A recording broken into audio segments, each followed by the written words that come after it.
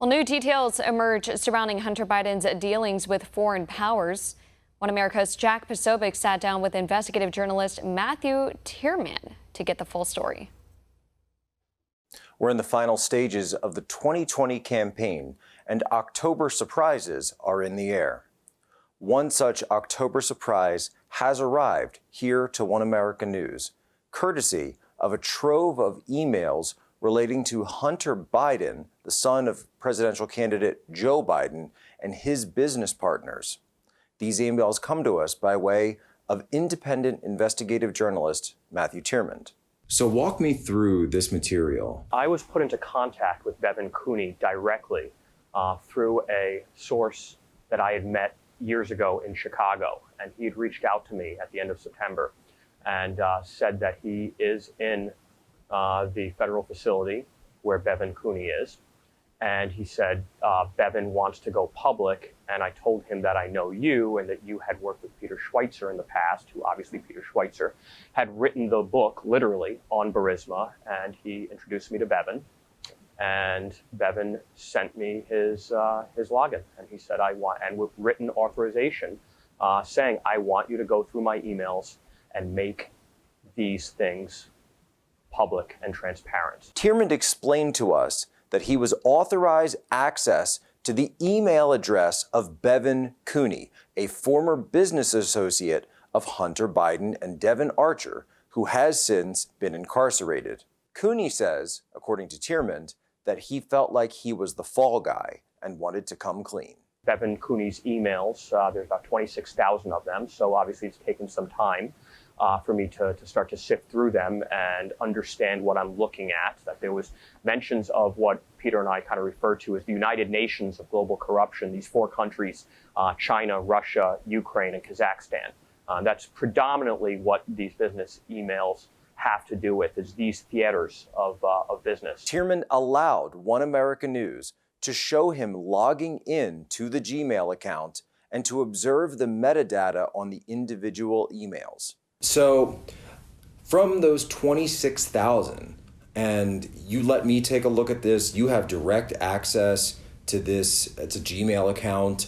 The metadata is there. I should probably ask you, this contact of yours, Matt, is he a Russian agent of any sort? No, he's a Chicago business guy, which is why he's in the same sort of facility as Bevan Cooney. He's not a violent criminal.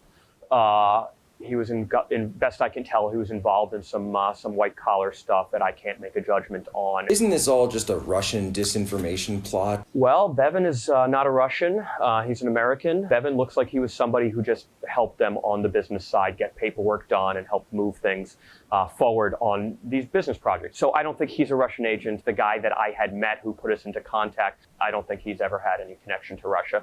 And that's just my read of the situation. So I think if someone's trying to pull out a Russian disinformation narrative, I think that's rather fallacious. The plan is to continue a series of stories coming from the emails that corroborate and reveal exclusively business operations that were undertaken by Biden and his associates. We're doing a series as fast as we can put the stories together. It would be irresponsible to throw stuff against the wall, colloquially speaking, and just see what sticks. That's not journalism. We know, and we've heard, certainly President Trump mentioned at the first debate, that Hunter Biden received $3.5 million from the former mayor of Moscow's wife, Elena Putin. Yeah. That money was referred to first publicly in a Senate report by Ron Johnson's office. Yeah. What you've discovered in these emails may be the reason that they were paid that money. Is that right? Well, what I think I've discovered in these emails, and the emails that pertain to Elena Putin, was that Hunter Biden's partners were helping her open U.S. banking accounts. And the real interesting thing about this is she was not on the OFAC list at that point. OFAC is the Office of Foreign Asset Control, run by the Treasury, but works very closely with state, that is a watch list, or actually it's a sanctions list, that you can't do business, that these people are not allowed into the U.S. banking system if you're on OFAC. So her having an investor of 7.5% or more of Sberbank put her on a special watch list here where she was an associate entity. And that comes up in some of these emails. October 10th, 2013, Galanis sends an email to Devon Archer. Arch, I changed the Rosemont references to Rosemont Seneca Partners from Rosemont Capital. Archer replies, perfect. Let's just keep it to that. We get the Biden lift and stay out of Heinz's panties.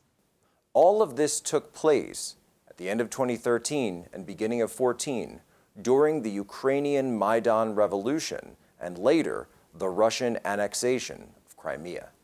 Tyrmand says that he is willing to testify before the Senate as to the authenticity of these emails. Devon Archer opened a meeting for his investment firm.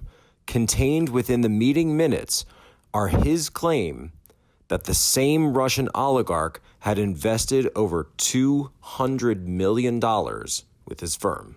Matthew Tyrmand, I want to thank you so much for your incredibly hard work on this, the risk that you took on this, bringing this forward. Thank you so much for sharing this bit of it with us, and we look forward to the continuing series of these emails as they continue. There'll be a lot more.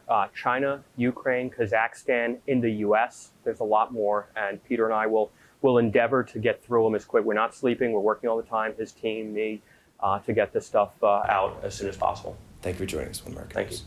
Secret deals with Russian oligarchs, hundreds of millions of dollars. This is the type of stuff they claimed was going on between Donald Trump and his family and the Russian state. It turns out it was going on with Hunter Biden. For One American News, I'm Jack Posobiec.